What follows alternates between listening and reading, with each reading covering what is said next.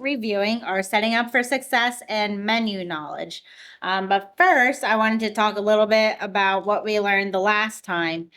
So we went over the 11 steps of service, so greeting and seating. You want to greet the residents within 2 minutes of being seated.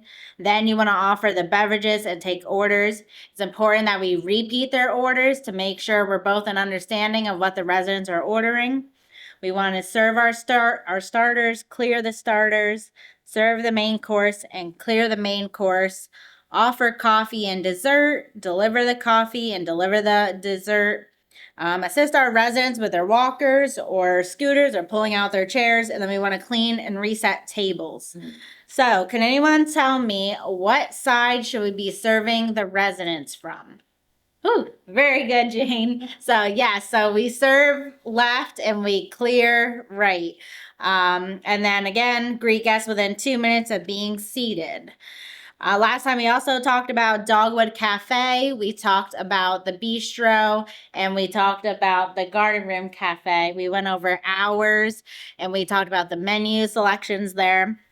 One thing to note, the Dogwood Cafe will be renamed to the Gather Cafe next month, and then they'll be offering dinner and weekend hours probably next month as well, okay? And then the next thing we went over last time was the 3 steps of courtesy, which are smile, eye contact, and having a professional greeting. So we don't want to say hun or sweetie in our dining rooms. We should be saying Mrs. or Mr. or their first name if they prefer. We went over the 10-6 rule. So when you're 10 feet away from the residents, we make the eye contact with them. Then when you're within 6 feet, that's when we give them the verbal greeting like, hello, Mrs. Smith, how are you today? So continuing your eye contact. We talked about 3 types of needs last time. So we have the expected need, which is like they expect their hot food hot, their cold food cold. They expect the prompt and friendly service. We have express needs, which are what they explicitly tell us. So for example, I would like this creamer for my coffee, or I would like a clothing protector for myself. And then the unexpressed need, which is that creates the highest level of satisfaction. And the example is not letting beverages get below that halfway mark. So when you're in your dining rooms, make sure you're always asking if they'd like more to drink, unless it's a fluid restriction. Okay. So we are going to go into module 3, which is setting up for success here. So on your booklets, page 1 here, this says win together. And this is a checklist that we would like to implement in all of our dining rooms and kitchens before service starts. So it may be a little bit different than your specific area. However, it is a good checklist. We do have laminated copies that we will actually be posting in the kitchens and dining rooms. So really quick here, it says, are the tables properly set? Are tray jacks properly placed and clean? Are menus prepared and replaced if needed? On the tables, are the legs clean? Are the floors around the tables clean? Are the tables aligned with seating charts? Linens are cleaned if applicable. So again, on the east side, we will be looking to go there eventually. And I know on the west side with the special events, we use the linens. Are the drink stations set up? Do they have the cups and the coffee mugs? Are the juices refilled? Are the coffee machines refilled? Water pitchers and bottles filled? Are there clean glasses on the table? So again, on the east side, we will be having clean glasses on the tables in just a couple weeks. We will have water pitchers on all the tables in a couple of weeks for the birch and cedar dining rooms. And then on all of our tables, all the sugar caddies should be properly stocked and salt and pepper should be refilled. Okay. The next page here is page 2. And it's a little bit of a refresher for what the managers are looking for when we come into work here. So the first part is daily lineup, which Heather has an example here. So on the east side, it's 10:15 and 4 o'clock. You're expected to be at daily lineup. And on the west side, it is 10:45. Yep. And so we go over the safety moment. We go over the menu, any allergens, and any other topics that's dining related or maybe COVID related that you should know. And then it's good for us managers to point out a person or a staff member that is going above and beyond, and might be showing those guiding values of Landis Homes. And then it's good to have a snack occasionally too. So like donuts or long johns, we do that on the east side, or anything special to help make daily lineup fun and know that we appreciate all of you here. We also look at uniforms. We review the tables and the seating and beverage stations, make sure everything's set up properly when we do a lineup. Okay, so the next page is basically everything I just said. It's about recognition of team members, sections, and any other type of things you need to know about the menu. Okay, so we can go to the next page, table setting on page 4. So it's a little bit different. This is on page 4 is what is expected on the west side of campus when we have special events like Piano Man, Bistro. In the bistro, yep. And then on the east side, this is what we are eventually looking to go to. So coming for the east side, in just a couple weeks here, we are going to place the coffee mugs on the table. That's in the bottom right corner of the placemat, and the handle will be at the 5 o'clock position facing out. The coffee cup will be turned upside down, and then that's a teaching moment for our residents that when they want coffee or hot tea, they are to flip their coffee mug. So that indicates to our servers that we should give them coffee or hot tea. We're also going to start having the water cups on our tables in just a couple weeks on the east side of campus, and that'll be in the top right corner. Again, they will be upside down. There are water pitchers that will be on the table as well, so the residents are more than happy to fill up their own water glasses, but we should still ask if they'd like another juice or soda or tea, something along those lines. And then I said, for now, I think we'll continue with rolled silverware on the east side of campus, just for COVID safety reasons. But eventually we will get to, having the forks on the left side, knives, spoons on the right side, and everything like that. Okay. All right. So the next page is page 5. And it says, everyone is a regular customer. We have personalized anticipation, and that's how we use our deep understanding of our residents' preferences to provide excellent service. So usually what we know about our residents is where they like to sit, who they sit with, what they like to drink, favorite foods, do they like their environment warm or cold, consistent dislikes, when they like to eat, special dietary needs, and vision and hearing needs. So Jane, can you tell me about a resident that you know, and maybe keep their name confidential, but a resident off the top of your head, and tell me some of the things about them that you know? Well, she sits against the wall, and she always don't like to sit in the corner. And she don't like chocolate. She can't have citrus.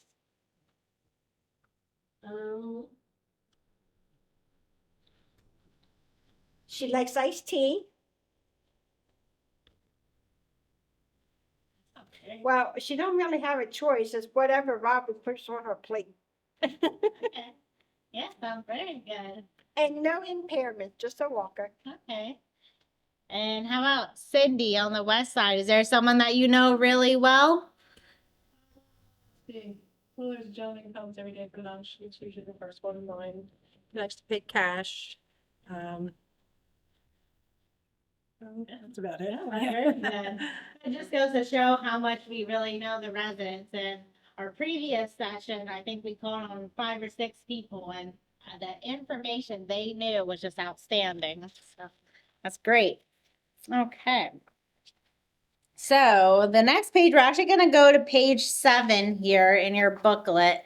And we have some executive chefs and chefs that we would like to talk about here. So I think Willie's going to take over and talk about all of our chefs and what their specific roles are here on campus. Yep, so it starts with Chef Tate, who's assistant executive chef. He oversees all the roles of making sure all the menus are completed and are not always the same between all three kitchens, but still give a variety utilizing the superfoods and marketing stuff that we get from corporate Unidyne and making sure each one has a good variety, is nutritious, and also colorful because we all eat with our eyes between all three kitchens, as well between you guys and Birch and Cedar, and then all the way to us in the garden room. That's what it comes down to me doing all the catering and operation supports, making sure the kitchens and dining rooms and everyone has what they need to be um, operational and have the tools that they need to be very successful.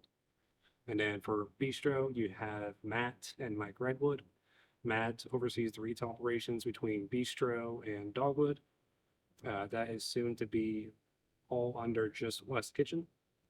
And then Mike primarily helps oversee Bistro when Matt is tied between Bistro and Dogwood. Henry oversees just Dogwood for the food. Then on the West Kitchen side, Don Benzel is the executive chef for the West side, which also helps oversee Bistro and then soon to be Dogwood. And then you have Greg, Sean, Matt Dugugliami. I can say his name right. Dugoglium. Dug- Oh, Matt G. And then there is Travis on East, who is the main order person and main cook right now, I guess you say on the east side. Liners knows like a chef. And then Kevin, Kathy, Robin, Tina, Iro, Wilson, Janice, Mike. Yeah, I mean, even Lil. Antoine and Dustin. Yeah, Antoine. We have Antoine now and Devin.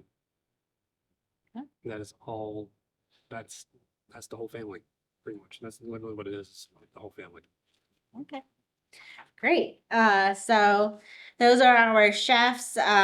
Their part, like you said, is menus, it's ordering, it's making sure the food is prepared correctly, and all the cooks, like prep cooks, are aware of what they're doing.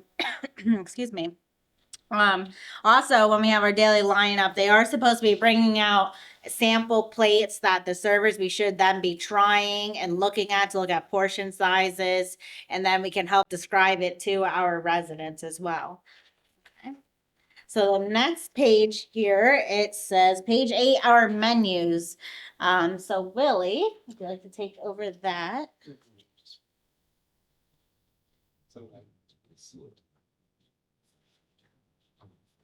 So for East, you can answer this one. How often does the menu change seasonally? It is different for weeks, but how much does it change seasonally? Seasonally, we have spring and summer and fall and winter. Yep. Perfect. Yep. So twice a year, every 6 months. For the garden room bistro side, how often does the menu change? Or rotate, I should say. Yeah, I'm gonna guess 4 times a year. Yep. So ours, it was pretty similar to being twice a year, but now we try to stick with more 4 times a year. Bistro will usually change right about the same time.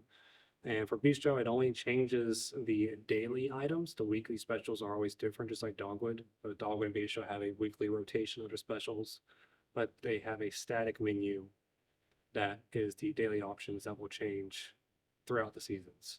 And it's the same with Garden Room and soon to be the Azalea. And always available? Yep, so they're always available. Garden Room has their own version. What is in the East always available?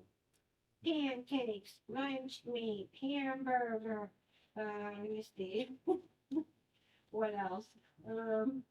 French toast and omelets, Yeah, mashed potatoes and ice cream, Hot dogs. dogs, grilled cheese. We will have hot dogs. So the always available menu is changing. Yep, it's for our residents from 7 a.m. to 6:30 p.m. Anything they'd like that's not on our actual 4-week menu, they can select that. And we are expected to know how to make all that stuff. I will. And then the supplement menu items, we don't focus on that as heavy because I think there's only one person who has a serious food allergy, celiac. But other than that, if there is an alternative for like fish and shellfish diets, those are known ahead of time and fixed accordingly. But we don't really have a supplement other than for assigned diets on east side. We don't really have a supplement menu. We just try to give them an alternative option, at least on the independent side, depending on what their Yeah, so for the east side, if someone's gluten-free or lactose-free, we usually let the dietitians know, and they'll create a special menu excluding some things or adding in a couple other menu items so that then the residents are trying to figure it out themselves on what they can or can't have, because sometimes they're not totally cognitive of, oh, I better not touch that cake because it has dairy in it. And then it doesn't leave us kind of guessing as well. So the dietitians are the most knowledgeable staff members about the special menus. Um, and then the servers, yeah. Yep, so servers are, you can almost say the front line because not everyone sees the back of the kitchen. Bistro and Dogwood is the two newest kitchens where you can see everything that's being done.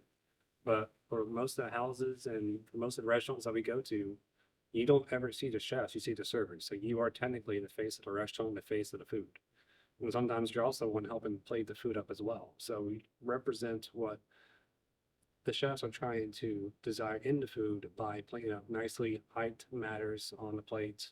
Um, don't just scoop and plop. Try to layer things properly on the plate because when you bring the food to that person's also seeing you. So you are also the image of the dining facility as well. And that goes with greeting them, how you're serving them, and how you're treating them throughout their visit. Great. Now, I have a question. You say about layering food, and I did see the sample. But for me personally, if I have time and I'm waiting for the aides to dish up or hand out whatever we're having, a salad and whatever dessert, I will take my time and I will take that meat, like mostly pork, and I would take a couple, cut the fat off and cut them in pieces all ready for the residents before they go out. And that's where for us it is on the east side it is different. So you want to plate nicely for a nice dinner, unindependent, but for them, they're not going to a nice, they are going to a nice restaurant every single meal, but it's their home. So we are serving them in a very home style. And if cutting their meat, getting it ready makes their day or meal that much better, there's nothing wrong with taking the time to pre-cut something or have it ready for them so they feel more loved, cherished, and welcomed. I know a lot of them can't cut their own meats, and you have 25 and there's only 4, CNAs. Yeah, I try to help out in that area, having it ready for them. And that makes it safer. There's nothing wrong with that. I mean, I was saying making a nice personal plate that is safe for them is just as high as making a plate look nice. Yeah, my plates are messed up. I had a rag to wipe my edges off. That's the biggest thing. You just don't want to be like pour spaghetti and the spaghetti sauce goes across the rim. Yeah, I think it's important to remember too, depending on the menu item, but if there's baked beans, you're not going to use a scoop with no holes or slots in it and then plop that on the plate where it's going to run into the hot dog bun and get it soaking wet. So it's all about what bowl and what plate should I use, what serving utensil should I use, and portion sizes.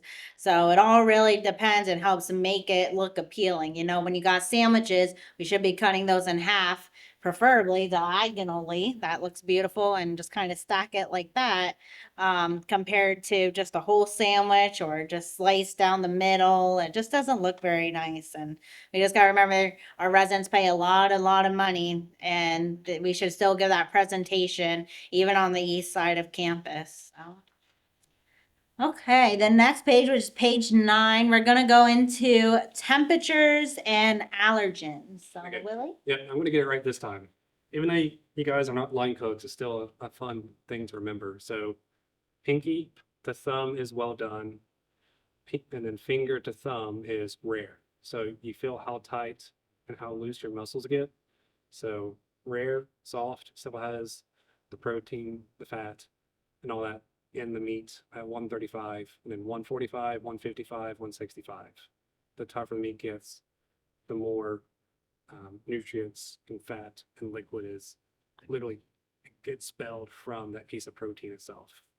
But here we have to cook it to 155 on the line, but if the state inspector walks up to you, say 165, that keeps them from having to raise a red flag. I've even had some health inspectors where they want you to say 185 for chicken, not 165, just because of our population. Don't cook it at 185 because it'll be like eating a shoe. But for the sake of an inspector, that is the answer that they do want to hear. And that's mainly for people with compromised immune systems, is the only reason why you would want to cook something to that height of a degree, especially people with cancer and things like that. So on the east side of campus, healthcare and personal care, the cheeseburgers were added to that always available menu. So we are expected to know the minimum temperature that we have to cook that beef. And then when you're taking that temperature, say you have your burger patty, you put your thermometer probe in the middle of the burger. You don't let it touch the pan because you'll just take the temperature of the pan. So stick a little bit right in the middle of that burger to get that proper temperature. And then on the west side of campus, I'm assuming you'll eventually have steaks and burgers and things like that if you haven't already. And they're going to be asking, your next question, how would you like your burger cooked? How would you like your steak cooked? And so it's important that anyone on the west side knows these temperatures and what color their steaks and burgers should be. And then for your allergies, you have the milk, eggs, fish, shellfish, tree nuts, peanuts, wheat, soybeans, and they just added sesame seeds over the past couple of years. That's a new one. It used to be the big 8, now it's the big 9. Allergies have been seen to be more abundant now from people who are allergic to sesame seeds as well. But wheat and egg and soybean are the most common, and those are sometimes the most easiest ones to have a reaction to because soy is so prevalent in so many processed foods to be used either as a filler or most MSG basically a flavor also. And on the east side of campus, when it comes to allergies, we have our diet sheets that we look at for our households. The name is in a highlighted yellow box, and that says allergy. And a couple other reminders, we have to use separate utensils for all of our food items, very specifically for these possible allergies. Anytime we have a cutting board or a knife or anything like that, it has to be properly washed and sanitized. And then you always have to be washing your hands and changing your gloves when you're working with the allergens also. Okay. All right, and then our last page is page 10. So it is a knowledge check that we would like you all to do. So the first one says, can you list all the salad dressings that we have available? Okay, so I'll start first. We have ranch. Italian. Okay. Cheese? Yep, ranch, Italian, blue cheese. What else? Thousand Island. Tammy? Over on the west side, we have a house dressing all the time. Yes. Yep. Yep. Raspberry vinaigrette? Yes. French. Caesar. Balsamic vinaigrette. Balsamic vinaigrette. We usually have a light ranch. And a light Italian. That's a lot of dressing for the residents. Are these dressings in a packet? Is this? Most more. Most of them are. No wonder they can't make up their- Yeah, ours are all homemade, so we have like the ranch, the Thousand Island Great. house. Right. Those are our main ones. And then Yeah. every now and then, like we had the cilantro lime ranch, Yeah. the chefs will throw in a new one.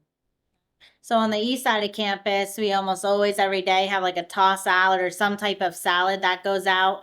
And they usually have a predetermined dressing that goes with it that the chefs make in the kitchen.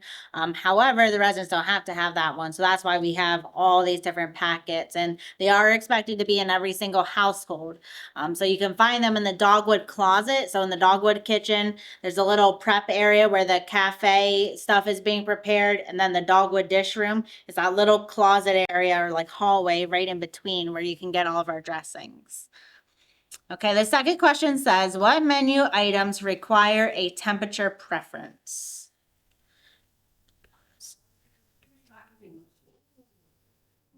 You said, I'm sorry.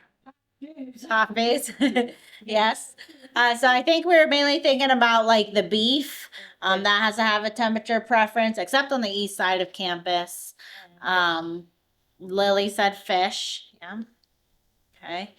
The third item says list all side dishes that we offer with meals. That really depends. However, we always have mashed potatoes and gravy.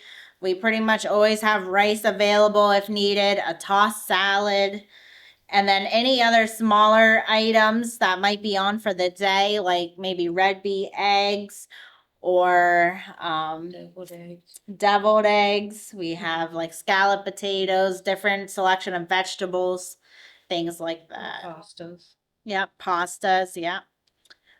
Chicken noodle soup, tomato soup on the east side, we always have available in the cans.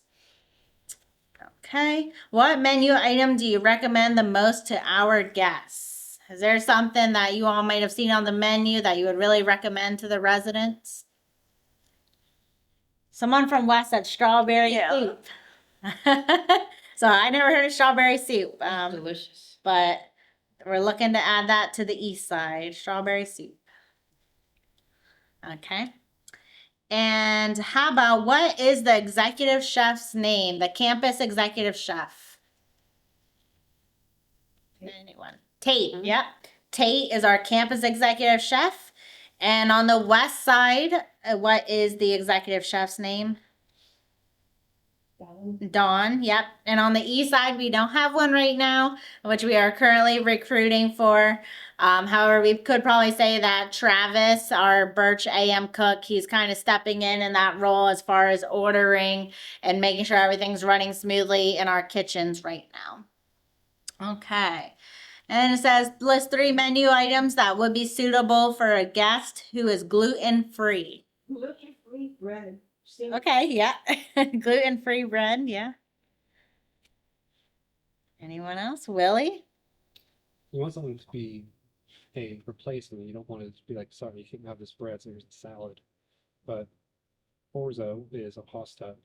So if we can have something orzo, try to replace it with a hearty wild rice or something like that. A wild rice? Wild rice that is gluten free. You Okay. can also do gluten-free pancakes. Gluten-free pancakes, yummy.